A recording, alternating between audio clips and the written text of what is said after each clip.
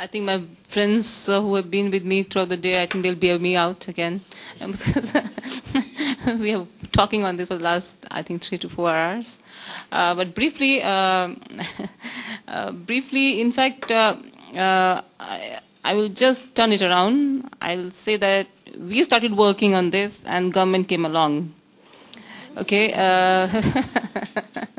because when we started talking to them in 2004, they were saying, they told us on our face that, we will never allow you to take deposits. So why should we work with you? Why should we provide regulation? Because world over, regulators only look at the deposit-taking institutions to make sure that the financial structure, which is serving 10% population, should remain healthy.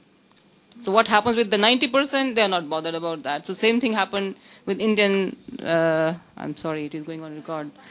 So it happened same way there. So when we started talking to the government on this, briefly, we only proposed one reason that why should they work on micro-regulation, even if we are working only on the credit. And the reason was that since we work with the people, the poor people, in India, a very large section of that is illiterate. So there has to be a framework which is going to safeguard their interest. And of course, we work on self-regulation, which Sadhan has been proposing for the last 10 years, and people have been rejecting that they can never be a self-regulatory organization. So if it is not so, then possibly we need to have regulation which is going to safeguard the interest of poor clients when they take in. In fact, and we were again proved correct in the recent crisis that we've been seeing world over, where there's overlending and the people are facing a lot of issues.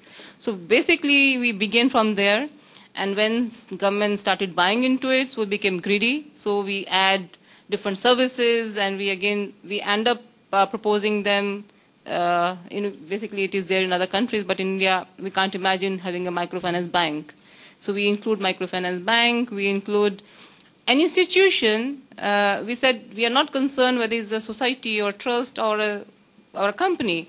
We said you have to evolve an institution which actually based on the characteristics of microfinance, So if you have to come out with a new legal form, you come out with a new legal form, and if you want to, provide add-ons in the existing acts, you work on that. So basically we begin from there, and the sector worked across the country, and we took 1.5 years to develop a framework where everybody agrees. And when we're working on that framework, we not only consulted the members, we work with the non-members of the association, we work with the regulators, we work with NABARD, SIDBI, banks. We almost consulted all the stakeholders who have some interest in microfinance. We took their concerns, and we submitted our framework to the government.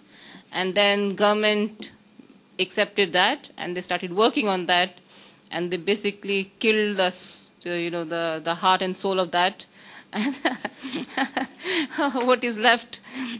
So they said, okay, be happy with this. And there's always scope. If it becomes an act, there's always scope to change it. So accept. So basically, it began with that.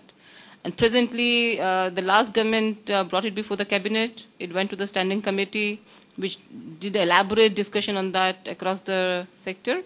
But because the government had to go for elections, so it lapsed. So again, we'll begin the whole process. So we are there.